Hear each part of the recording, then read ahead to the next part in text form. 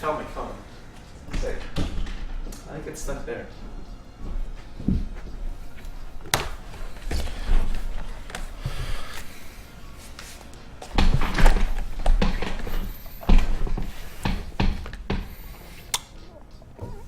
Welcome back, guys. As I'm leaving my chair, I'd appreciate it if you keep your eyes above the waist and not below, just as a sign of courtesy for me, you know? Well, with that, this is actually really funny. I just learned that I can do the patch notes right here, but I actually don't think I want to because it just doesn't cover enough of the screen. So I actually think I'm gonna go do the patch notes on the actual website online just so I can expand it and cover my whole screen. But it is cool that they have these patch notes. I will use it for patch notes that are maybe shorter than one that requires a table of contents. So without further ado, let's get into this.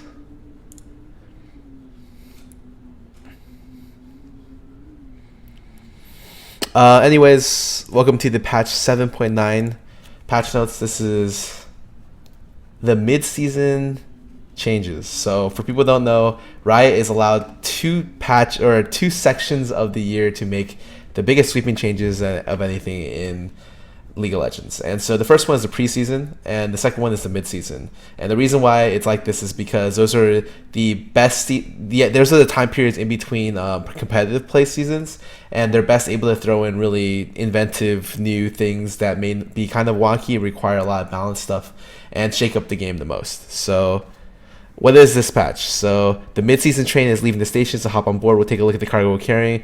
First, we have the 3 champion updates. We're making the kits more distinct. I've talked about them in the past. Next, we want to make sure damage items play nice with our durability changes above. We'll be adding quests to support starting items, which I kind of understand quests a bit more. Originally, I didn't really understand the idea, but I've been playing HOTS recently, so support on at least talent quests is something that I'm very well used to at the moment. And last but not least, Rift Herald, which actually looks insane, but let's get into that a little bit more. So one by one, we'll start with the Maokai. So originally Maokai is a champion that was used in every situation for tanks. So if you wanted a tank that was really, really powerful, could initiate, could peel, was really, really tanky, gave decent amounts of CC, Maokai was your guy. And really he's been that way. Anytime he's been really strong, he's been the go-to top laner, if not like one of the top 2 go-to top laners. And so I do like the fact that they're pushing him away more from that niche where he can do everything. So what did they do here? They took away some of his base health and his base health and his base health regen, and his armor got increased. So generally his laning is going to be a little bit worse. Okay. His laning isn't necessarily very good right now in the first place, so that's maybe kind of scary. Stop system no longer uses the stack system. Instead, there's a cooldown. Each time Maokai casts a spell or is struck by an enemy spell, stop cooldown is reduced by 4 once per spell cast. So in a team fight, he could just get this non-stop. He heals for a flat amount plus... he heals for a percentage scaling of his maximum health up to 10.5. That's so much.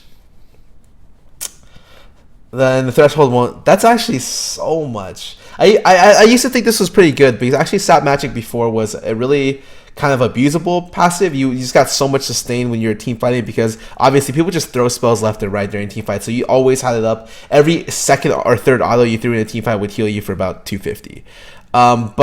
And I was like, okay, well, you could balance it by removing the stacking system or putting a cooldown on it. So they decided to remove it and put a cooldown on it, which reduces every time he's struck by an enemy spell, which I think that's cool. You know, it rewards you for being a tank, but the actual maximum healing amount is insane. If you look at the last one, it's 5, 6, or 7, and in this one, it's not only that much; it's also a flat amount, which actually late game is going to be nuts. Like for sure, definitely buff late game and early game. It's not even that big of a nerf, right? It's 10 plus 4.5. Like it's for the most part just a buff across the board, which would make... This is interesting. Definitely interesting. Maybe something that he needs after he loses the flat damage reduction from his ulti. Because Maokai just, in general, became less tanky. So, I'm going to keep going. Bramble Smash, which is his Q. Melee cost unchanged, cooldown unchanged. Cast time got decreased slightly. Damage is unchanged. And then enemies near Maokai are knocked back. Based on the distance from Maokai, closer targets are knocked back slightly more. And movement speed slow is 99. Oh.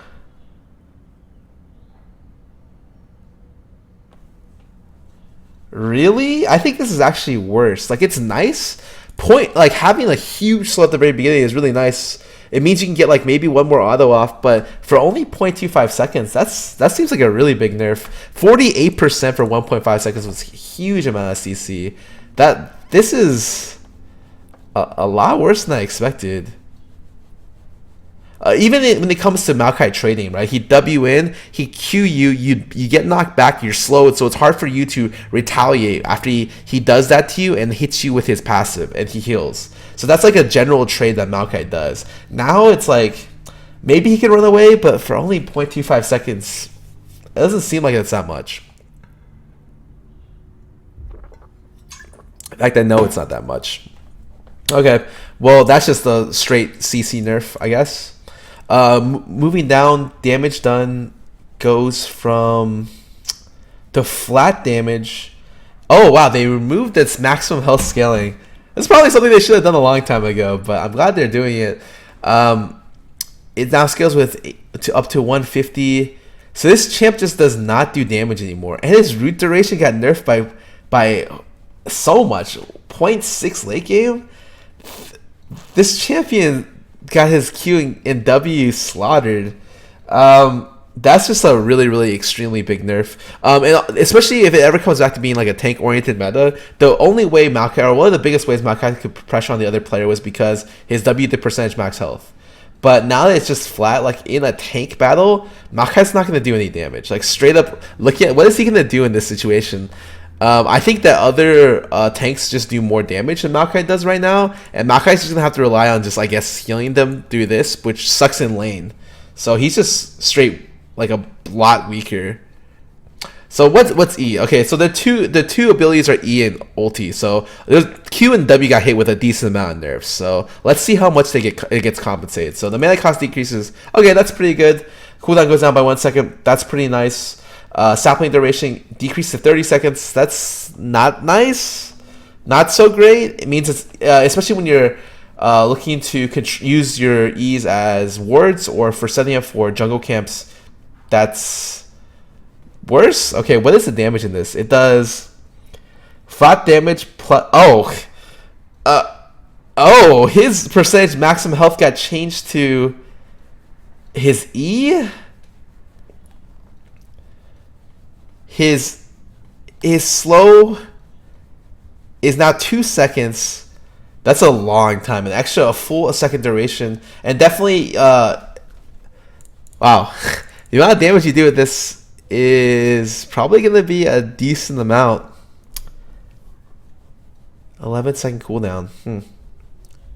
This does feel like he's probably going to be more jungle oriented. Saplings, toss, and brushes last 30, 40, 50, 60, 70 seconds. Okay, so that's how he's going to be able to jungle and be a ward, is he just toss them into bushes now. Cool. And these kind of explosions take 100% additional damage over 2 seconds. So if they're in a bush, it takes 16% max damage. And the base is 290. And it slows for 2. Jesus, man. That's a lot of damage.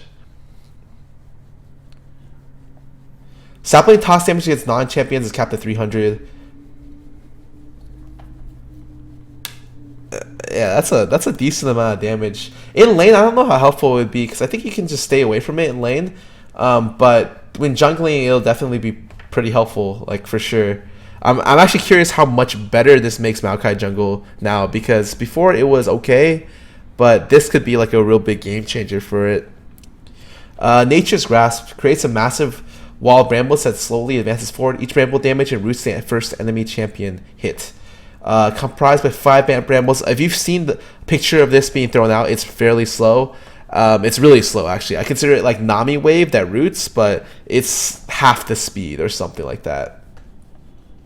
Range is 2500, damage is decent, and the root is 0.6 to 2.4, scaling up to the first 1,000 distance traveled. I think this ability is really interesting. It creates space for you when you're looking at a team fight. Like if you initiate and use this, it's a great follow-up ability, great disruption ability. I like it. I definitely do. I still don't necessarily think this champion can lane that well anymore with so many nerfs here. But generally, Maokai seems to have transitioned to a jungle role that is more of a teamfight disruptor than a straight tank. And I think that's okay. That's not bad. I just need to see how well he jungles, to be honest. Okay. Sejuani. Sejuani wasn't running for one of the strongest abilities in the game, but that distinction comes at a cost. Basic abilities have been kept watered down to allow Glacial Precision to shine.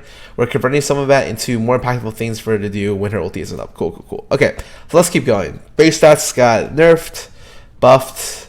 Oh, attack range got buffed a little bit. Attack damage got nerfed. Attack damage got nerfed. Attack speed got nerfed.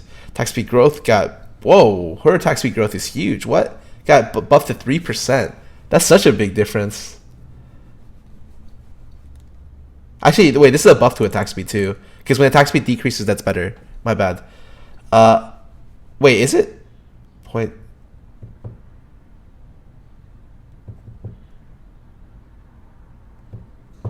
It should be a nerf. Never mind. But that's actually crazy growth stat. That's much higher than I thought. No, I was thinking something else. I was thinking of the actual attacks per second, which is how they use to calculate it in game. Yeah, I'm an idiot. Even in the game, it's bigger. But this is definitely really interesting. Huge attack speed growth. They probably want this attack speed growth on her because of her passive, which encourages you to hit the champion a lot more. And especially when you're going into like mid-late game, you can't stay on champions quite as easily as you could before. And so this is to make it easier for her to be able to proc it herself. Okay, cool. Frost Armor. I saw this, I actually was like, what? She gets bonus resist and slow immunity. So when you first read it, you're just like, okay, it's bonus resist, slow immunity, it's not a big deal. She gets like what? Rammus passive with tenacity and then it breaks off. But however, it's actually insane. Like the bonus resist you get from this ability is nuts. It doubles her total resist and it adds 100 on top.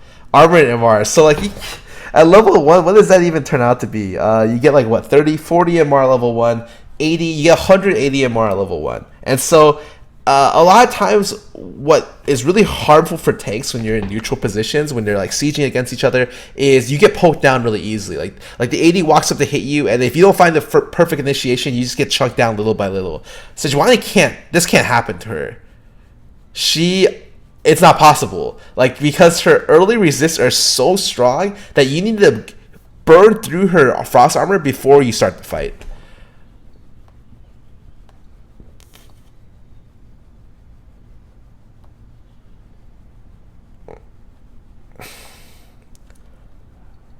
It lingers for 1, 2, and 3 seconds. Especially late game. 3 seconds of this much immunity is a long time. By the time 3 seconds is over in teamfight, the teamfight could already be won. That's nuts in terms of bonus resist. It recharges 9 seconds after not taking damage. I think this is definitely one of the most powerful passives I've seen in a long time. But maybe it'll be more watered down in game. I definitely think early game it's easy to like hit it, auto attack her once, kind of wait out the second, and then auto attack her some more, you know. But when you're in very hectic team fight situations, you're not able to get the luxury of being able to do that in a lot of times. I don't necessarily know if this makes her super OP. It's just a very interesting mechanic they added in, something that I didn't think they would even think of actually. So what's the other thing? Enemies stunned by Sejuani are frozen, costing her first basic auto or spell against them deal bonus damage. It does up to 20% of their maximum health. That's so much. Why'd they give her so much damage? Huh. Okay, that's more than I thought. That's a lot of extra damage to give out to frozen targets. They give her a lot. Wow. All right. Well, let's keep reading. So lower mana cost on Q. There's lower cooldown. Oh, lower cooldown is really nice. 2 seconds off, especially at level 1. And it goes down to 11 seconds. But usually, a lot of times for Q, it becomes more of a 1-point wonder for you. And because of that, don't look down on the 2 seconds. It's something that's really important because after looking through her old kit was used to max W, put points to W and then max E, or put. Like W and E would get maxed first, and then Arctic Assault would get maxed after. However, in this situation, especially after the base damage nerf later on, because there was a situation where maybe you could max Q before due to how much it did. Second, this is probably going to be your default 1-point wonder. There's less knockup duration as well. So, okay, you're going to throw 1 point into this. What's the new Winter's Wrath? Throws her Mason Arc, then lash down the line. I've seen this before. Cooldown is 10 to 6 seconds. Okay, that's fairly low amount. Mana cost 60. It's not that high. First hit does 30 to 50, 1.5 maximum health damage, and applies Frost and knocks back monsters and minions. And there's a little bit of delay to it. And the second hit is 40 to 180 with 4 points. So overall, it's a 6% max health duration or max health damage, as well as does 70 to 230. If you hit both parts of it, you're gonna do a lot of damage. And it also applies Frost. This guy she does so much percentage max health damage. Surprisingly amount loaded onto her kit. All right, let's keep going.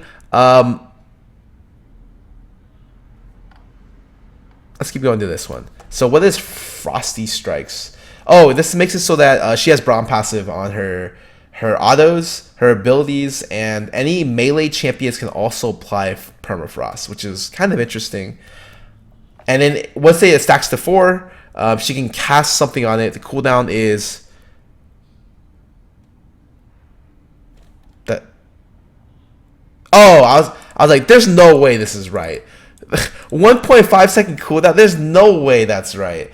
But it has a per target cooldown of 10 seconds, 10 to 8 seconds. So that makes a lot more sense. So what happens is maybe there might be situations where if you want to be really disruptive and your team's hitting a bunch of targets, you can permafrost multiple targets at a time with a 1.5 second cooldown. It's actually really, really, really, really big.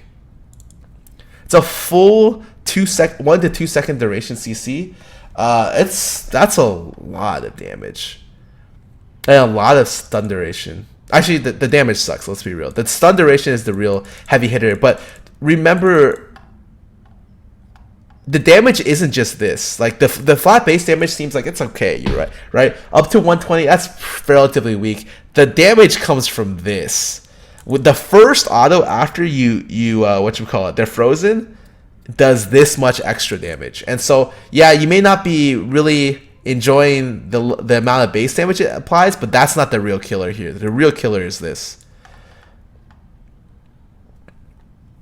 She's going to be really annoying to play against. 2 second CC point and click. Any melee champ can proc it. Her Glacial Pressure throws a bola, damaging, stunning. It just looked like a big Anivia ulti when I first saw it. It stuns the first enemy champion hits. Bola that travels before exploding are empowered.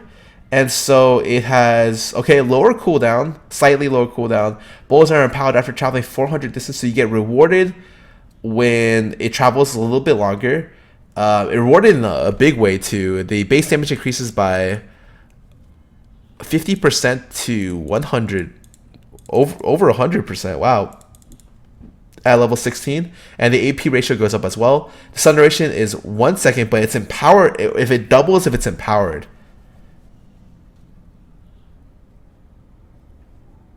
Oh wait, but it triggers the per target stun cooldown, so you can't 2 second CC them into a permafrost 2 second CC. Empowered Bowls also leave behind an ice storm that explodes after a brief delay, so it leaves behind a Nivea ulti that slows for 30%. Wow, the explosion damage is pretty significant. Wait. She has so much damage on her kit. And she has like a decent amount, like a good amount of CC. You have a knockup, a 2-second CC, 30% slow while they're inside, and it explodes for 80%. So it forces them to have to displace themselves in team fights in like suboptimal ways. Like, I'm not expecting to hit the second portion. Don't get me wrong, but it's just something. It's like a annoying Anivia ulti that you don't want to be walking in.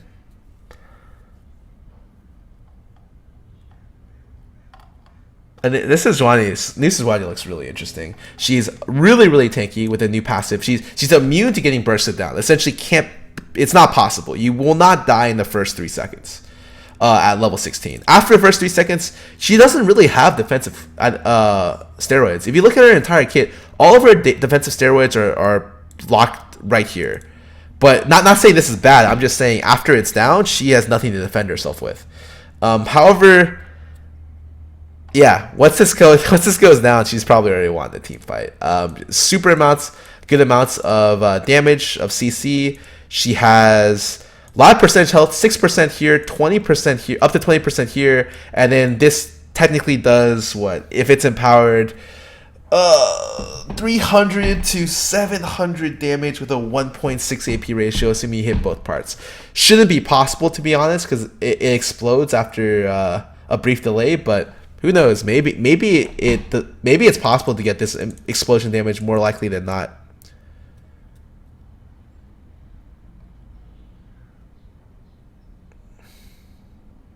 Oh, sorry. This is her W is the old scaling where it scales off of her own maximum health. Apologies. That's not that bad then. Because even if your own personal health goes up, it might actually be better. It does more damage to squishies and less damage to tanks. But I don't necessarily know if you. That's probably much better early. And worse if you're looking to target tanks. But if you're targeting tanks, you're already chunking them with Icebreaker, so that's actually probably better for you. What an interesting buff. Or in the current state of Sejuani, she also has maximum health damage as well. So it's not much different, but I just think generally her kit looks like it has more damage attached to it. Not sure if it's true, but it may be true.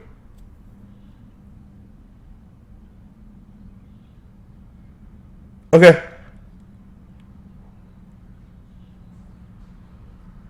Let's keep going. This is definitely one of the most interesting reworks. I thought Sejuani was kind of whatever when I first saw it. I thought Zac would be actually the biggest one, but whew, okay. I'm definitely interested in trying Sejuani when she comes out. Zac,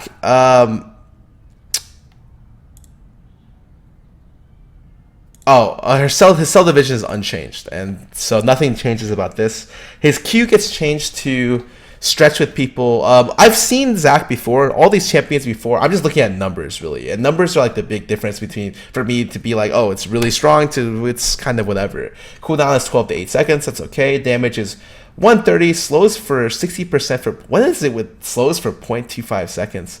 The increase, so I thought his bonus attack range was increased by a lot. If it only goes to, if the bonus attack range only increases by 100, that's actually not as good as I originally thought. It does well to disrupt like melee range threats, but you can't really use it to grab ADs. At least the second portion of it. The collision damage adds another 130 to all enemies in the collision area, which is kind of interesting. He'll definitely be very, very hard for melee threats to get away from him. I did like the other slow a lot more. I felt like his old Q allowed you to stick onto them a lot more. But I guess I have to see how this slow and like the interaction between the CC actually works in game. At the moment, it seems like your actual stickiness is not going to be as much, but you're going to be kind of disruptive because of the displacement. W is unchanged. Elastic Slingshot is unchanged. Cancels after. Oh, it cancels after a little bit, slightly shorter amount of time of channeling. Refunds. So this is barely anything. It does slightly less damage, so it does 40 less base. Then oh, what? This is actually the knockup is half the duration as before. That's actually really big. Why did... I guess they decided that they needed the knockup to be less so that they can then put in displacement on the second portion of his Let's Bounce. But that's it means your guaranteed rotations on elastics into Let's Bounce are not as guaranteed. Used to be guaranteed like a EW into a Q or EW into an ulti, but now it's like the timing window is much shorter. If you don't get like the perfect positioning on it, they can maybe flash your displacement out very quickly.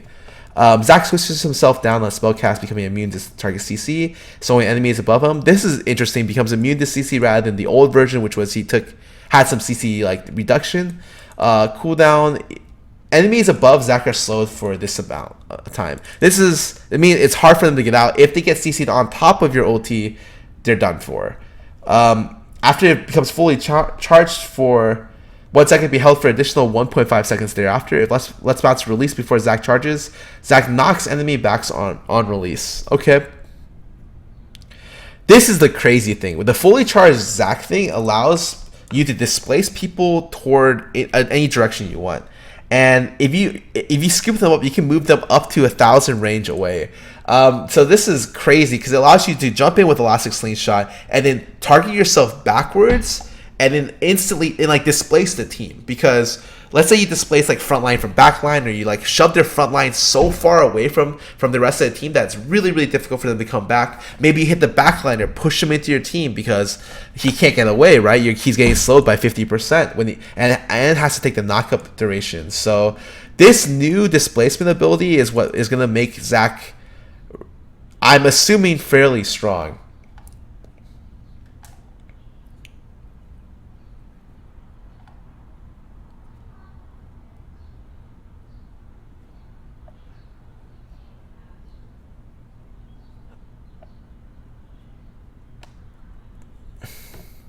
You know, the one thing that makes it kind of weird, I think Zac lost a lot of damage on his ulti. I'm pretty sure he did. So he got his base damage nerfed on E a little bit. His ulti, there used to be situations where on Zac he'd run like Haunting, and you'd just be able to one hit the AD with E into Let's Bounce into W Haunting. But he actually does 0 damage on the initial cast. And so if they're able to jump out of it in time, he doesn't do any damage. Sure, he still does a decent amount of damage if he displaces them or if he like jumps up again. But no damage. That's actually a big deal. I didn't think Zac had that much of a problem before. And so if they remove a lot of his damage, that could be really problematic.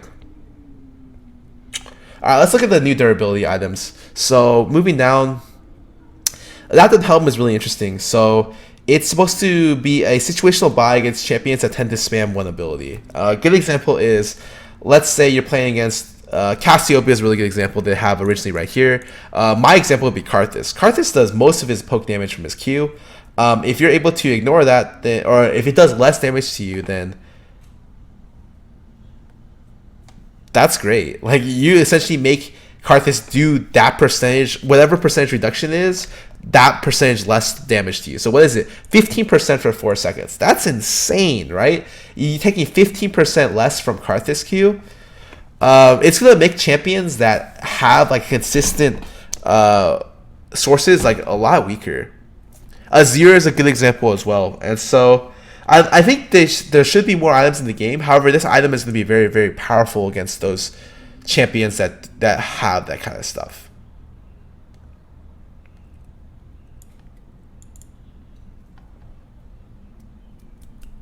Surprise, it gives CDR as well. So it's health, MR, base health regen, CDR.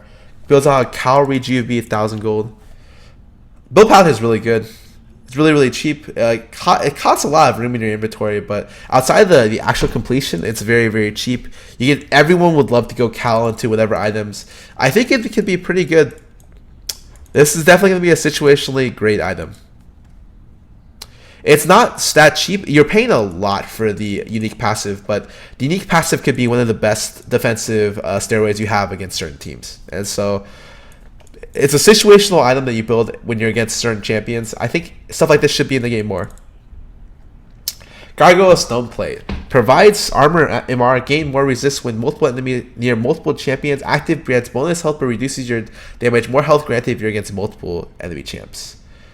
Okay, so this rewards you if you're a hard diving champion but don't encourage you're a tank and you don't want to do damage. You just want to be the beefiest frontline possible. So originally it gives 40/40 armor MR. It sounds awful for 2,500 gold.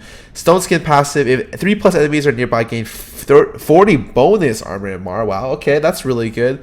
And his active is for 4 seconds, grow in size and gain bonus health equal to 40% of your maximum health, but reduce damage dealt by 60%. If it's active, your health increase becomes 100% more health. 100% more health. Do they know how much 100% more health is? That's a lot of health. That's a lot of health.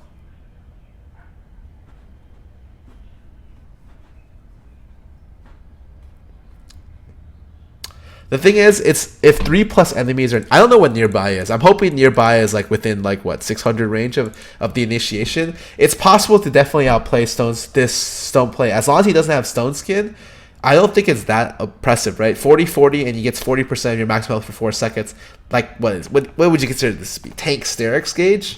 That's okay, not a big deal. But if you hit this, like the stone skin into the metallicize, and you're against 3+ people, this is gonna be disgusting. I can already see situations where it's like you can't get past the front line because there are certain comps where it's like, let me try walking past. I don't know. What's it? Let me try walking past the new Sejuani, right? Okay, well, wait a sec. She just CC'd me as I'm walking past because her teammate's Proctor. Stupid CC. She threw her bowl and I can't walk through that. I'm trying to reach the Nivea through her. So, like, okay, well, what's the best way to do this? We have to just kill the tank, and once the tank's gone, we can then move into backline. You're not killing the tank if this is on the tank. Like, this is a lot of defensive stats. Oh yeah, walking past Analysis is a good example too. Because you're just not able to do it, right? This is certainly very, very interesting. It's supposed to promote team fighting, maybe too overtuned, but I like the idea. Because the idea is that, excuse me, it's not that cost efficient early, right? 40/40 and gain 40% of your max health. It's not super good, but if you're team fighting, it becomes monstrous, like to the point where it could be just OP. And so I like that the idea of the item maybe needs to get tuned when it comes in because 100% bonus health is I can already tell gonna be so obnoxious. Okay, let's move on. So health is a pretty generic stat, making you tanky against everyone. Resistances are a bit more sharpened, granting increased durability against one type of damage. And then there's unique effect of each item, so are more specific. At the moment, we think items that provide health and resistances are falling too far towards the generalistic end. Most of them split their stats value about 50-50 between health and resist. That's true. Since health is such a generic durability stat that gives tanks a pretty efficient one item power spike, want the type of damage you itemize against to be more internal decisions. So we're tweaking the generalistic items to be more directed toward what type of damage you protect. Less health, more resistances, stronger unique effects. Okay, I liked it. I like it. I do think health has been typically or generally throughout the years the most efficient tank stat, especially early. Yeah, if you recall all the way back in seasons like 2 and 3 where people were buying double Giant's Belt. Even now Giant's Belt is typically bought over any other item, or like the Ruby Crystal is bought over other items because it just gives you 5 health and it's effective against everything. So what did they decide to do? Sunfire up down. He's been a top lane priority first buy for quite some time. It's wave clear durability, champion power, as everything in top lane. We're sharpening the identity as a pushy item by pushing more strength into damage against non-champions at the expense of dueling. Okay, so it becomes just a pushing item. You can't duel with it as well. The burn damage decreases to by quite a bit. It's almost halved overall.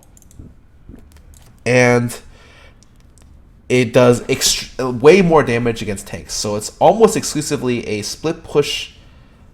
It's an item to shove the wave in. I like it. I think Sunfire has been too good for a long time. Usually, however, when Sunfire gets nerfed, it just means that people start rushing Randuins or any of that. However, I think that not having wave clear should be a weakness of champions.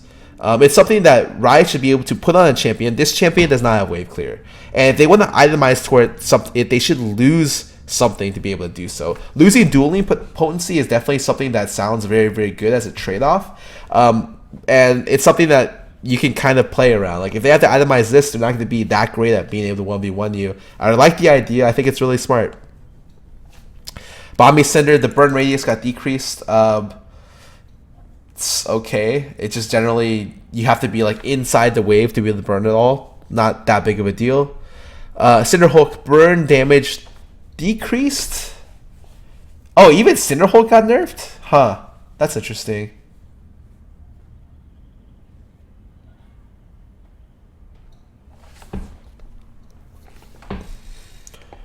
It's actually stronger early too, because Cinderhulk was like is generally like considered a weaker item than Sunfire. Because look how much Sunfire does at level 1. 26. And that's not the same as Cinderhulk, but now Cinderhulk is actually buffed, slightly buffed early, and still gives you more wave clear. I actually think this is really nice because a lot of times I don't want to buy Cinderhulk on tank junglers. You see Amumu players and especially Gragas players not go Cinderhulk because you just take the AP for better dueling potential, and you don't give up that much in terms of wave clear. I think if it does add it, or not wave clear, like the ability to clear camps, if this does make the ability to clear camps really, really high, it could be a better option a lot of times.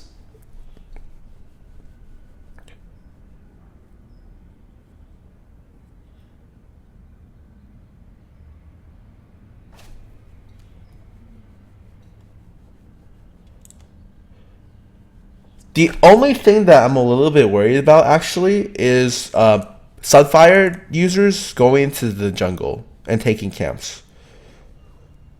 I'm actually scared that this says minions and monsters and not just minions, because it's gonna be very strong level.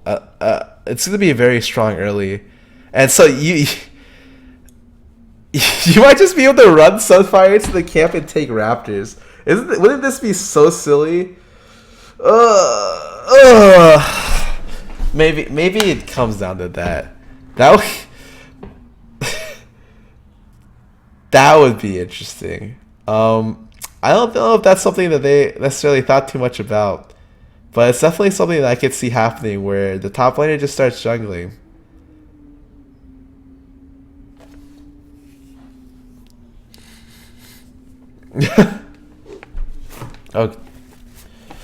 Okay, well, let's keep moving on. Let's not stand on these so far. Generally, I like the change to the Sunfire Cape. I think it's really smart.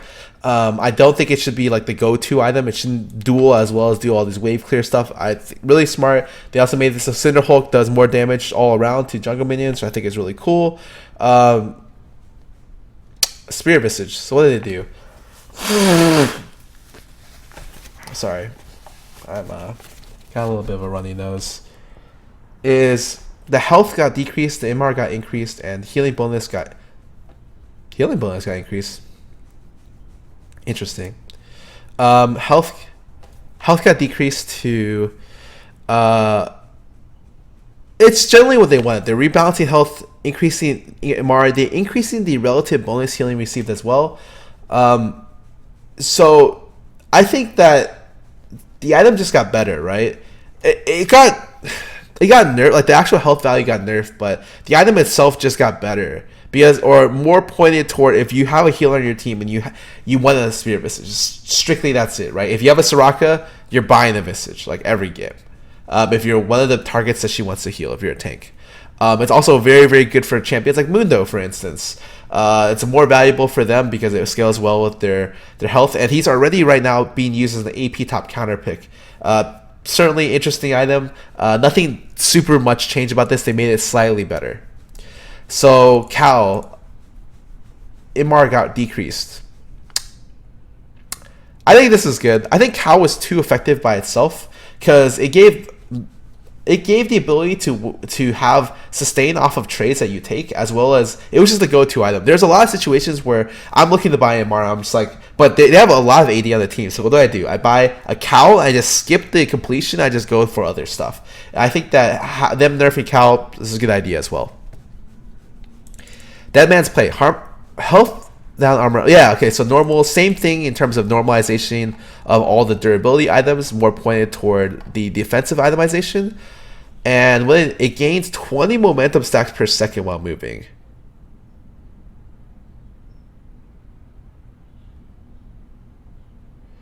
Wait, it no longer slows over the duration? The no longer decays the slow?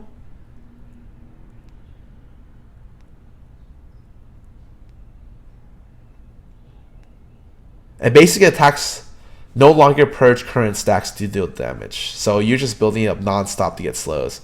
That's actually crazy. That means you're not discharging it as much, and you're just constantly hitting them with like big slows that don't decay. Or I guess it's a small slow or a short slow, but it doesn't decay. You're never running away from someone with Dead Man's. This guy is gonna just run you down.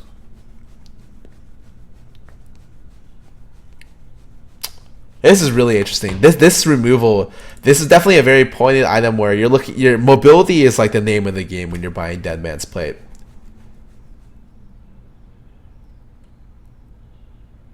Of course, you only slow at 100 stacks. What the point of this change that I removed it is that it no longer discharges. If you're under 100, it doesn't. You can auto while it's under 100 and still build up Dead Man's as you're running and then slow them again. You know, I think that. I mean, if there's some people who are wondering what I'm trying to talk, like I feel like I'm making it pretty obvious. Like I'm saying, it's pretty strong. You're getting the CC effect multiple times.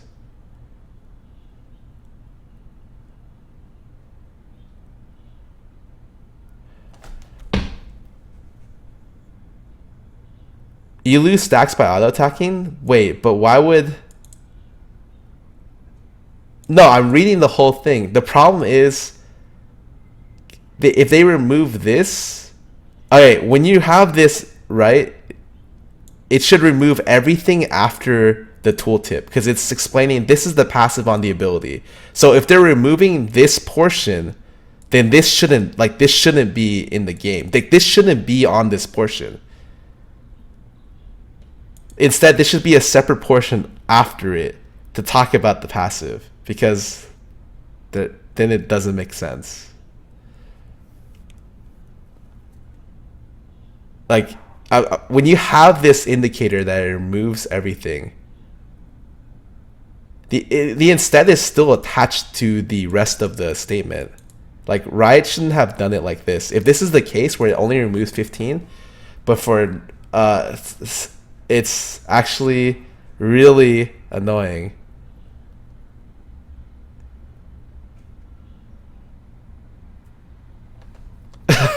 If this is okay, so I'm not truly understanding what the thing is. If this is the case, it's still in the game. I guess it doesn't really do that much then in terms of it'll discharge for no bonus effects, so it means like stray autos will do extra damage, but you could still build up quite fast. I guess it's okay, but I thought that it would be something that would be like super OP, like where it's just like it would constantly charge to 100. As soon as you get 100, bam, that's another slow. If the case is that that's not the case, then I guess this is a pretty significant buff as is. You know, I don't think Deadman's is that bad in the first place. It rewards champions who really tend to value mobility, champions that want to get around the map. You see Lee Sin buying Deadman's all the time early. So not a big deal. Anyways, let's move on to Random's Omen. I don't want to get stuck on this. Health down, crit reduction up, active slow strength up, but the duration down. Okay, so what is it? This is essentially the best defensive armor AD item, or armor item and health item in the game. You press it, you get it. If anyone hits you that does those damage, then you get attack speed slow, and you can AoE CC. So what happens? The build path changed Ruby, Warden's Mill, Ruby. Okay, it's pretty much nothing that matters. Health got decreased a lot. 350. That is that's a big nerf. That's way bigger than some of the other ones. 500 to 425, 500 to 425, 500 to 425. This is almost double the nerf that they gave to the other items. 150 health lost. Instead, they're making it slow for 55% for 2 seconds, and the crit reduction is 20%. It's 20%. That's so much. Okay, yeah, it's really just really pointed against to give you the area effect as well as the crit reduction. For people who don't remember correctly, or don't remember Randuin's, the crit damage reduction isn't a unique passive, and so if you're playing against Yasuo and you buy 2 of these, you reduce his crit damage by 40%. I think it's actually pretty funny. This is definitely going to be a very, very interesting item. I don't know if a lot of people will be buying this now over the dead mans, especially for like maybe gank oriented junglers won't do it, but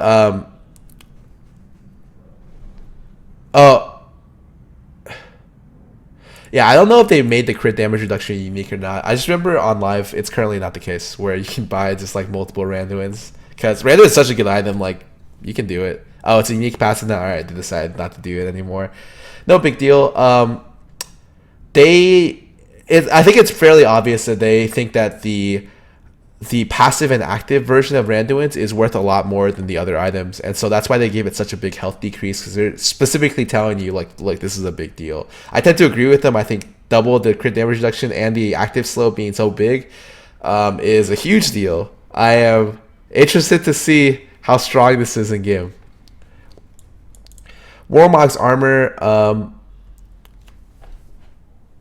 activates at lower threshold, regenerates more health. They're pulling out more health items in the game, so they're lowering the activation threshold by 250. I think it's it's 5% regen a second, and the cooldown after taking damage is 6 seconds. Minion damage only puts Warmog's heart on a 3-second cooldown. They're really trying to push this. Like, I think that.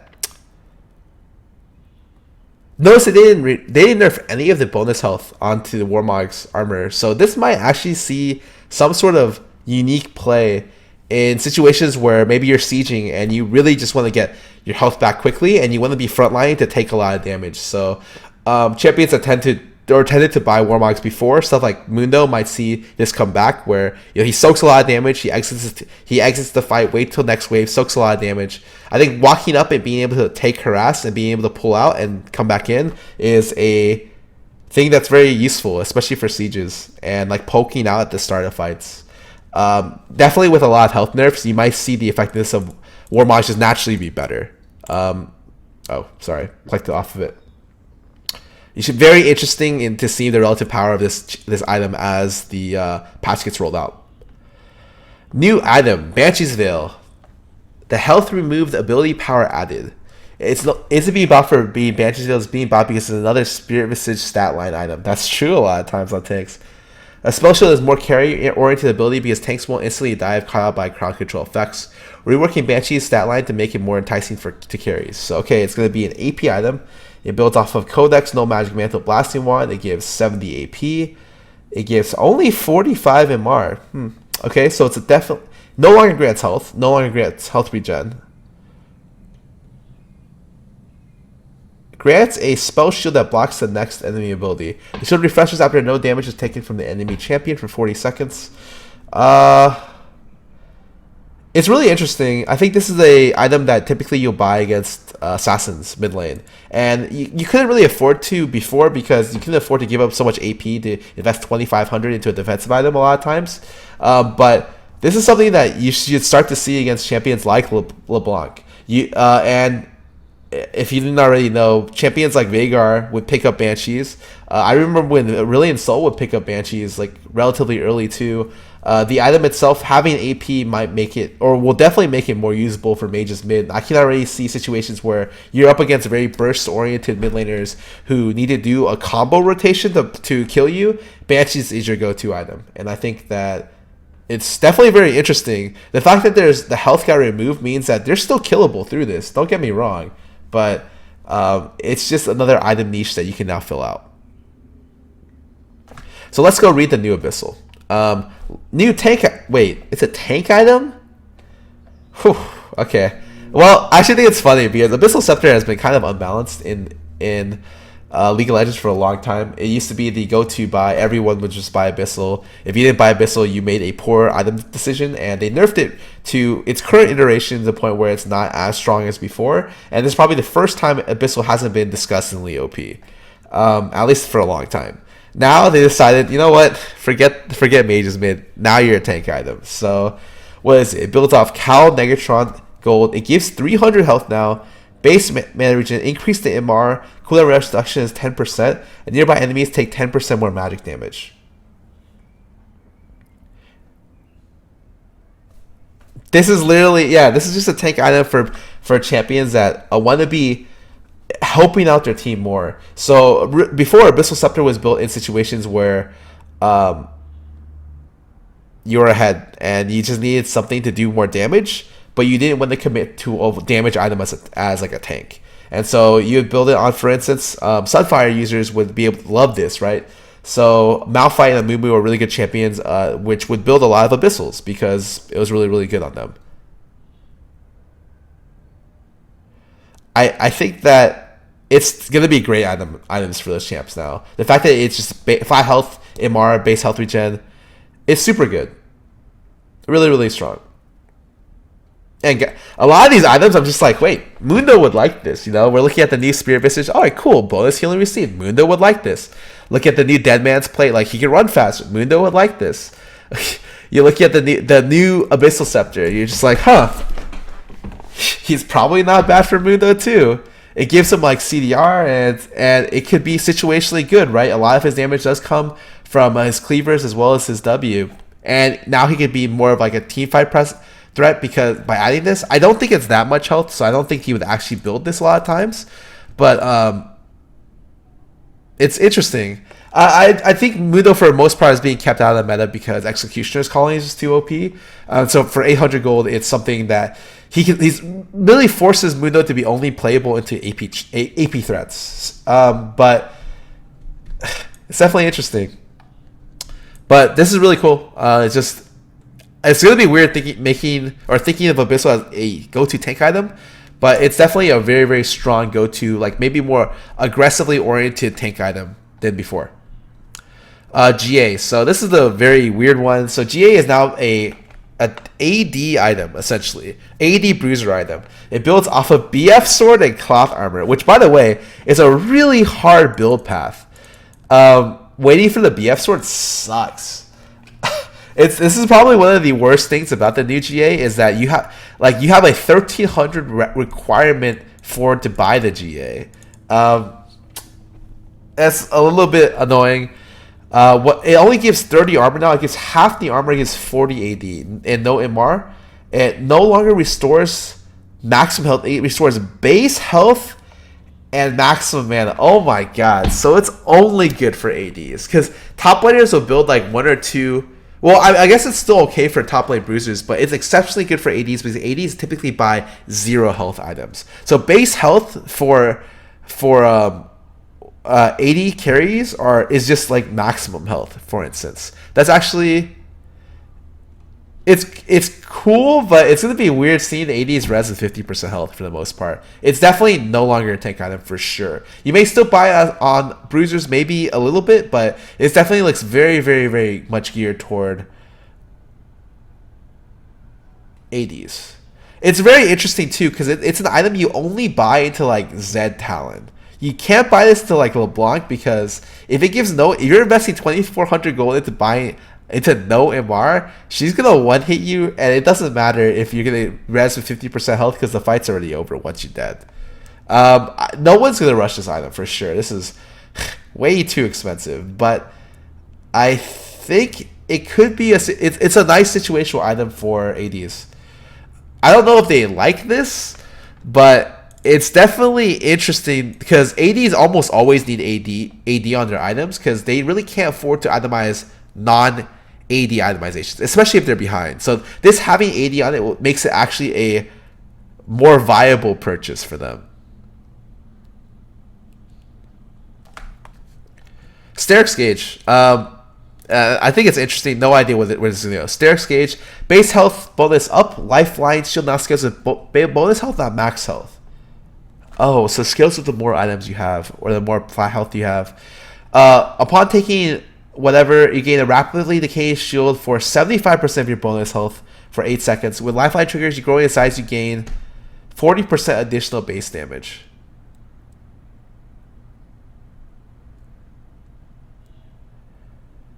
Oh, they're trying to make this strictly a item you buy when you're buying a lot of health items. Right now, Sterix Gauge is primarily used as an anti-burst item. So, for instance, a lot of game players will build this item against Talon or Zed because it scales off maximum health, and you have a decent amount of maximum health just with Gauge. Is a it's actually pretty silly when I think about it. It's an anti-AD assassin item. Is the way that a lot of people think of Sterix Gauge right now. This new change forces it to be worse for you if you only buy one health item, but it rewards you for buying a lot of bonus health stuff.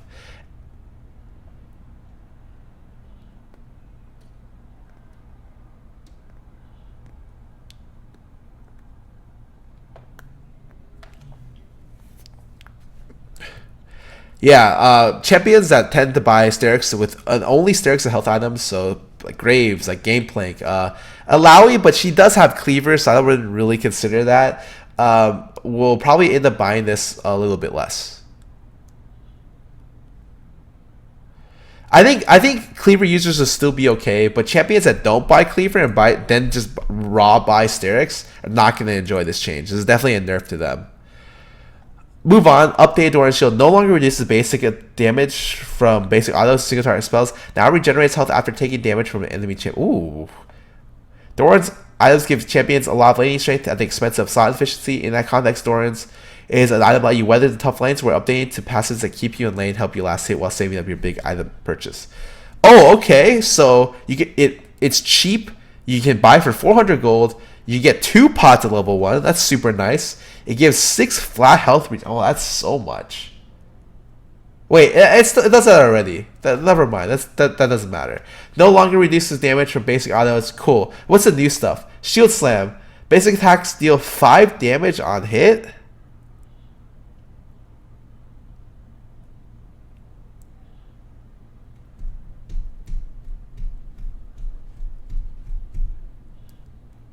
Weird.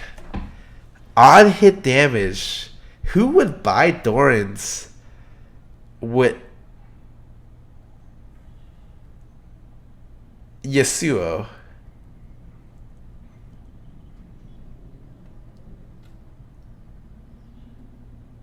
Or very, very weak AD lanes. Like, let's say you're Vayne, you're playing against like a Caitlyn lane, and you don't know and you're just trying to weather the lane. That would be interesting. But this is a Kennen Yasuo item.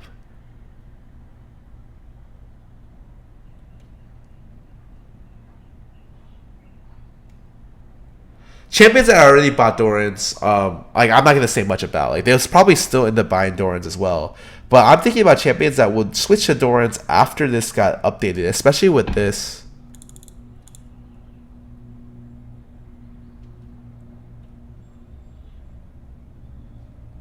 Oh, the on hit is only to minions? Wait, isn't that really important to have in the context of the patch notes? Like, why doesn't it have this on here? Whatever. It's a large patch notes. I guess I give him some I have to give him some leeway, right? Okay, so if it's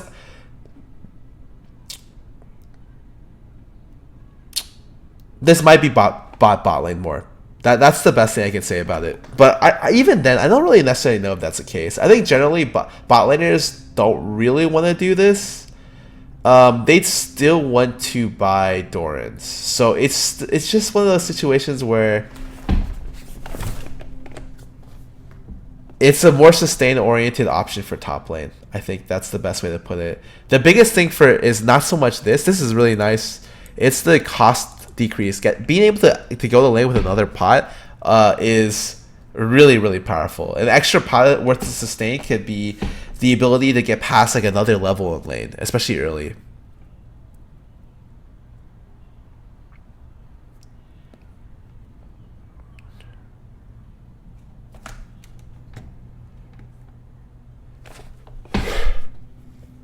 Okay, let's keep moving on. So, lifesteal items. Really, the Blade of Rune King updates on the strong side, making it go-to item for every marksman, alongside a small tune down for Bork, just a small one, giving it durability changes. We're giving other items a bit more power to restore for diversity to marksman itemization update.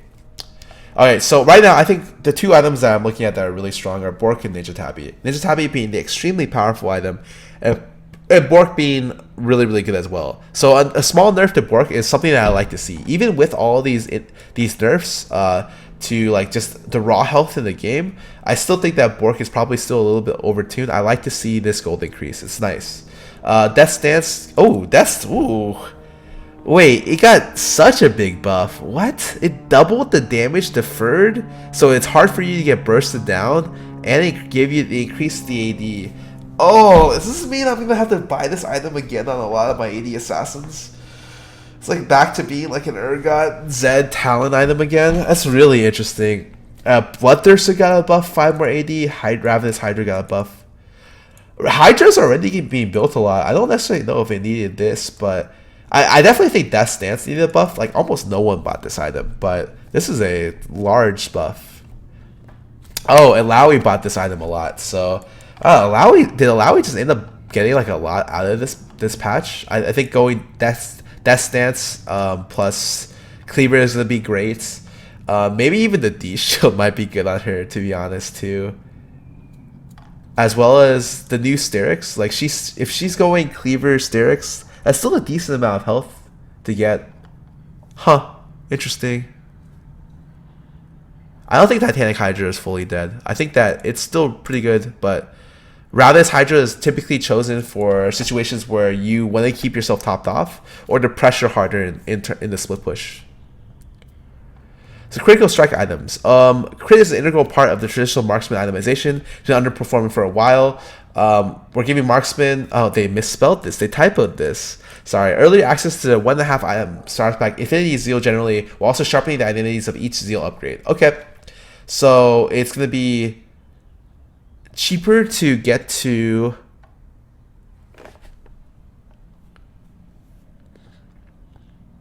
IE Zeal. By how much? 300 gold. So people are curious. I think right now, especially bot lane, the laning phase is so important. Because bot lane tower has no additional armor added onto it. It's the easiest one to break in the game. On top of that, laning is just so important bot lane. Think of the reason why meta supports are all range lane harassment supports, because if you're able to push out a bot lane early, you're able to take control of the map really quickly. It means you almost like having control of bot lane right now is like extremely important. And so part of that is because like the first blood tower is so important, and it just means that all of this kind of thing, or all of these things kind of come together in making a very lane-centric meta. Like a meta where you can't really stall to like the mid or late game. Like it used to be that when you play champions like Jinx or Trist, you'd be like, okay, don't worry guys, at 2 or 3 items, I'm gonna come out and carry this game. Now if your item spike is 2 items, that's way too late. Like you need to be able to spike at 1 item to be able to be good at the game, essentially. I do think these are nice buffs to be able to try to bring IE users back. I don't think it's that much of a difference to where like Jinx and Trist are unplayable. Definitely Trist is playable due to her fact that like she has quite an interesting spike at 6, but maybe might bring back champions such as Jinx into the fold, so to speak. Hurricane. This item is actually insane. What are they doing with it? No longer grants on-hit damage, and the secondary bolt damage is total attack damage. Oh, it was the best raw single damage per second and the best area damage. Wait, really? I didn't even know that. I just know it got bought so much. So no longer grants on-hit damage. It means it does more splash but less single target. That sounds great. Okay, I'm happy for that to happen. Rapid Fire Cannon. Stack Shift combined cannibalize each other's strengths due to the energized procs. We're not stacking between sources. We're trying to differentiate the two. So the combined cost is 600 gold. Still 2,600 gold overall. Is 50 to 120, but attacks becomes energized faster. This damage isn't that important. The biggest part about getting energized faster is you have longer range autos more. That's super important when you're sieging. It means that you can like essentially walk up to harass with rapid fire procs. I think it's good. It at least makes it more defined. We'll go with that. Stack Ship, no one buys this item right now. I think PD, Hurricane, all the other stuff is just way too good. So what are they going to do with this? Damage to champions got increased, and the damage to minions got decreased. Well, it's not even that much of a decrease, honestly.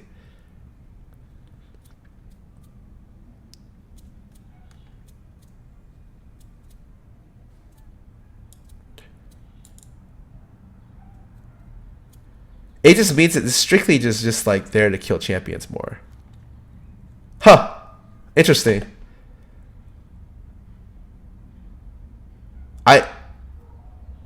It's the way I see Shiv, it's supposed to be like the wave clear option for ADs, but usually if you need a wave clear option, you just go rapid fire anyways. So it's like a bursty wave clear option. I don't necessarily know if there's champions that need this so much. Usually you only really see Shiv on Vayne.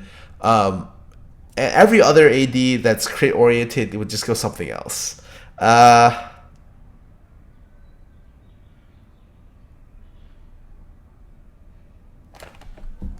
Rapid fire and Shiv stack again.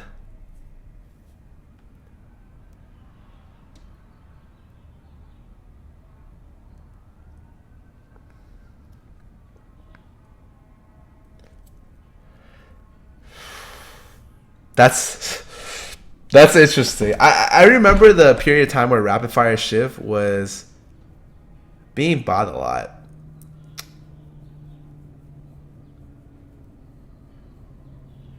So it's rapidity, and then I wonder if they do stack. I'm not exactly sure in this situation. If they do stack, it could potentially be super strong and OP again because increasing damage by 40 is quite a bit because her the crit can work on Shiv as well. So it can crit to 320, and then IE works on crit as well. So it'd be quite a lot of bursts with both the rapid fire and this.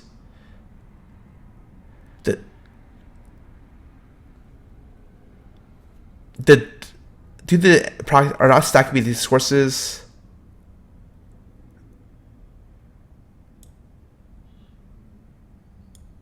The strongest one will always do damage. Okay. I still think it's okay. Because this can't crit. So this is still going to do an insane amount of damage from range.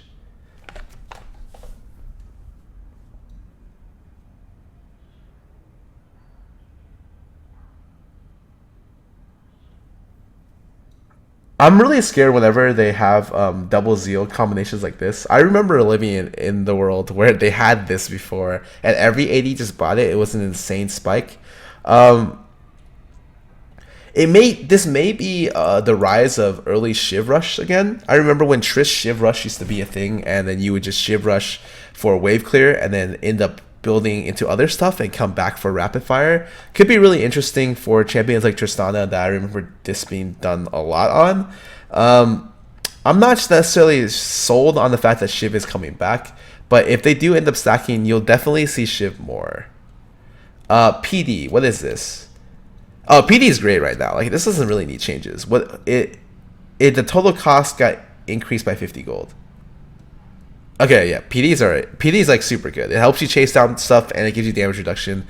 for assassin divers. All right, sick. I love PD. Yeah, they're right. They don't really need this change. This is the item that sees the least amount of play, and them nerfing Hurricane I think is also a smart move. So that's probably the biggest thing. I'm not completely sold on the Shiv thing, but we'll see what happens. Armor penetration items, just straight up nerfs. Is that it? The Giant Slayer damage amp goes up by 5%, and these two get decreased in cost by 100, but they lose 10% bonus armor penetration across the board. There's too much armor pen in the item system. With the shift to their ability more for armor over health, they just need to nerf this to balance out the stuff, and they nerf Cleaver.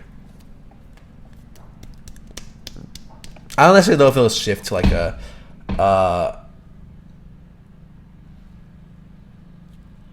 I don't think it'll necessarily shift to a tank meta. If it does, 20% more damage to high health stackers is insane. So you might just see the rise of Lord Dominic's more in case there are more tanky champions in the game. Generally, this is just all of these nerfs are just because of how they changed defensive itemization. It's okay. We'll see how it turns out. Support items. So these are earn enough gold for a support item to unlock a new effect. Cool. Targets and spell thieves encourage support to play an active role. Agent coin consists of B and lane. Alright, aka the Janna coin line. We want to make agent coins less consistently safe, allowing users to be show ways of showing off skillful aggression while giving opponents more opportunity to punish mistakes. Sure. What did they do to it? Nearby enemies killed by other than you have the chance to drop either gold or mana coin to be picked up by the user. Thresh souls. After one type of coin spawn, the next spawn is guaranteed to be the other type. Coin pickup range scales moderately with champion attack range. Okay. 20 gold for ancient coin, increased to 30 for Nomad's Medallion, Eye of the Oasis. Mana coins return. Oh, it is return Bard. Like essentially, it's like a Bard chime, which is slightly weaker Bard chime. Minimum 15 mana. Ancient coin and its upgrade now grants 2 gold per 10 seconds. So you're gonna be collecting Thresh stuff. That's gonna suck for you if you're getting shoved. If you can't collect stuff on like you're getting shoved in, you're probably gonna be able to be missing half of them if you're getting shoved in. But I mean, aside from that, I guess we'll see what happens. The quest reward by earning 650 through favor passive and upgrading to Nomad's Medallion or higher. Favors upgrade to Emperor's Favor on quest completion, causing takedown enemy champions to spawn gold and mana. On quest completion, gain an elixir. Oh, this is where you get the one thing, and this will probably be a 650 gold through. This is probably gonna be done around like between levels 9 and 12, so it's to be pretty far into the game. The pickup range is insane. I guess it just depends on what the pickup range is. I'm really interested in what magnetism is. Like, is it like Thresh magnetism where it's like, okay, he has to be on top of it, or is it like just your other range? Because if it's that, then it's fine. I do like the fact that you can punish ancient coin users more if they're going up for this. That's really interesting. What is this? Relic Shield line. Tanks want to be more tanky. A sweet shield regenerate over time. You just get Recon Shield essentially, or Galio W Shield over time, and Shield Battery. Cool. Malphite passive is the best way to describe this shield. Cool. Spell Thieves, causing procs to grant a short burst of movement speed. Can only proc once every 1.25 seconds.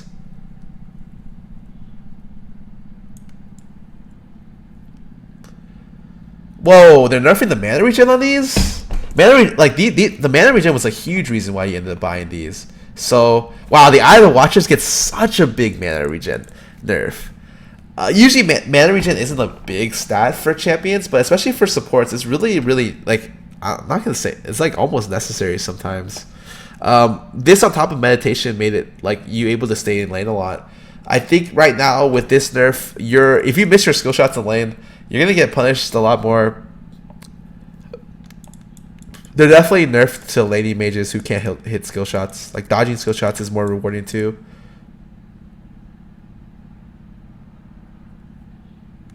Alright, let's keep going. Contribution clarity. So our first step, looking for contribution to unsung heroes made more prominent. So cloud control is now now shown. I think this is really cool. It shows you if you're CC'd, and you'll be able to see it visually.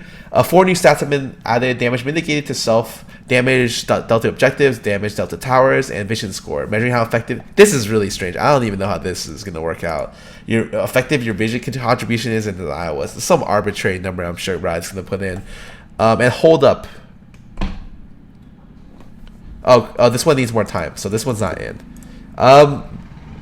Honestly, my personal thing is I never look at in of game stats. Like, I don't think they're really relevant. But I know a lot of people do, who just like look at their stats and it's just like, oh my, look at how much damage I did to the enemy team, right?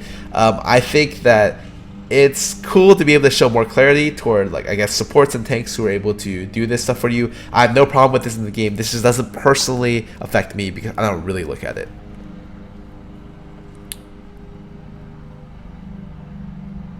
Active item feedback. You'll see the damage redirected and healing received. You'll see successful cleanses and the healing and damage dealt by redemption. Okay, cool. They already do this with Locket. I think it's cool to see on, because honestly, even I've gotten the item sometime and been like, oh shit, the last Locket I did, like, shielded it for 1,000. It just makes you feel a little bit better. Doing nothing but reading a number, you feel a little bit better. This is actually cool. Spell attribution. So when I saw this, I was like, this is actually important. So let's say a good example is you're in a team fight and someone ignites you, and you're just like, after the team fight's over, you have to ask yourself, which one of them ignited me? Was it the mid laner or was it the support?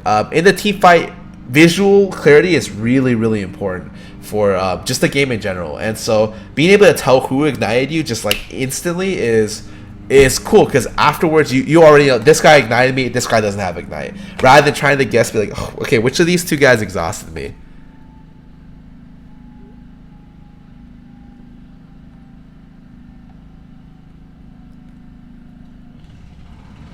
Death VHX. We want players and viewers to instantly discern whether ally or enemy dies. This is just nice. I don't really know if it's necessary, but it's nice.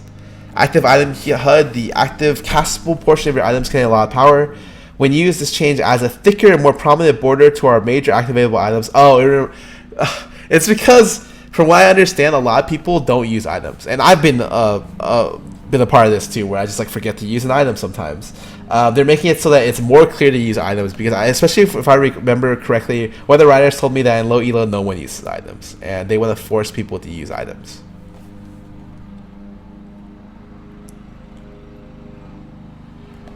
Rift Herald. Now this is the big baddie. I saw the video of this and he looked like a monster.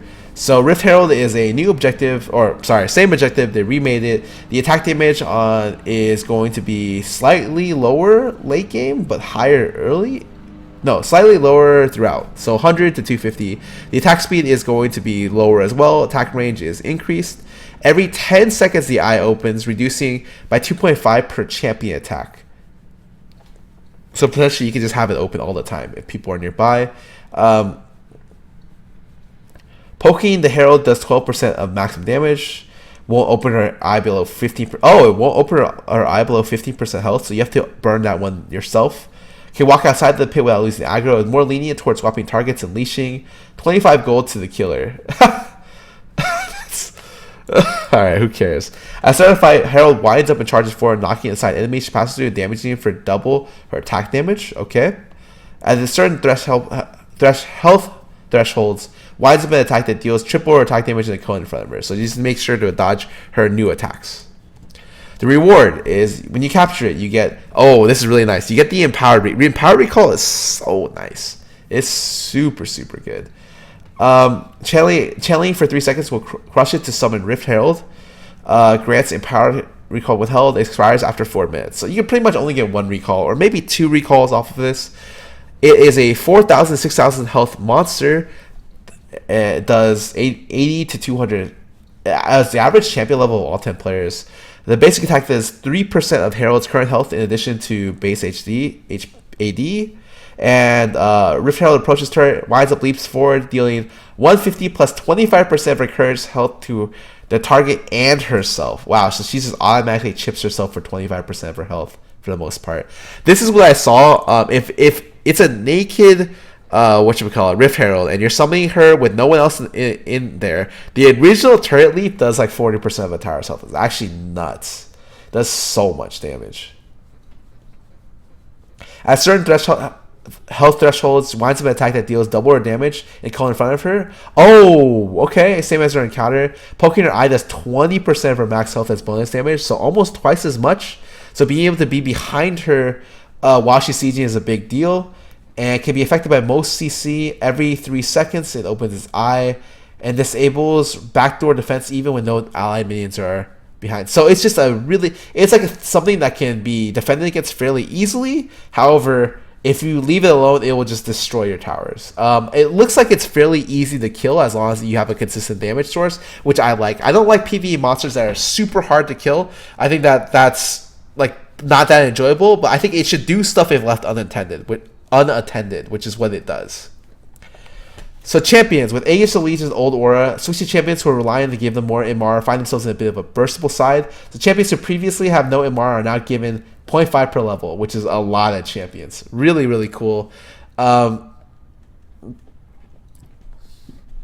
This is it's not good for mages, I would say. Especially burst mages who go Sorceries into Haunting. I think this will decrease the relative effectiveness of the Haunting build that everyone goes, the double pen build. And just like before, it might make Haunting be bought a little bit less.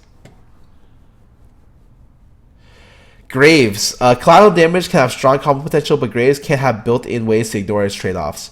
Graves can no longer queue multiple spells during his basic auto animation. This prevents an unintended interaction where Graves can remain in attack range after queuing. Really? Okay, so they removed his ulti combo. It looks so clean. I guess if they didn't want this in the game, they just ended up removing it. I was there when they removed the Nidalee attack reset. I was here when they removed the Graves ulti. Maybe sometimes they'll just remove the Riven combo and they'll use the same line. I don't think so. I think they're pretty much just going to keep that in the game. I just think it obviously their prerogative to remove this. I don't necessarily have a huge opinion either way, or personal opinion either way. I just think it's interesting. Oh, and I guess he has a cigar back. That's finally we have gone to PG-13 in League of Legends. Renekton, clearing up a bunch of stuff. No longer ignore inputs. Once an ability is completed, you can move on to the next queue. Now probably gives 5 Fury back. Now probably scales with size changes. Fix a bug. Fix a timing issue, which could not cause it to hit. Okay, so it's just essentially a huge amount of bug fixes. Rise. Spellflex still spreads as if a target dies while E is in midair. We're making Spellflex more forgiving in higher latency environments.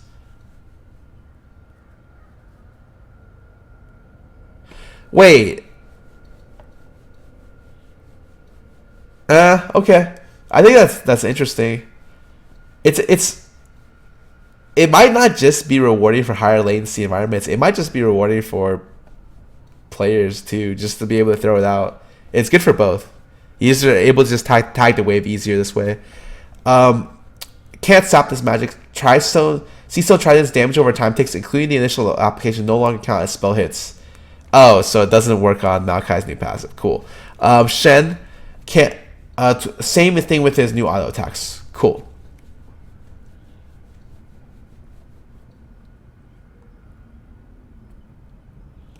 Poacher's Dirk.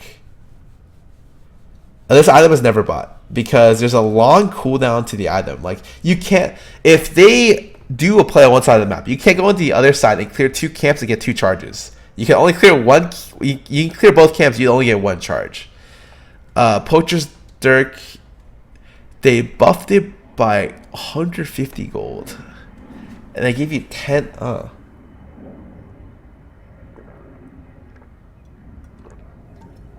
I don't like the idea of this item.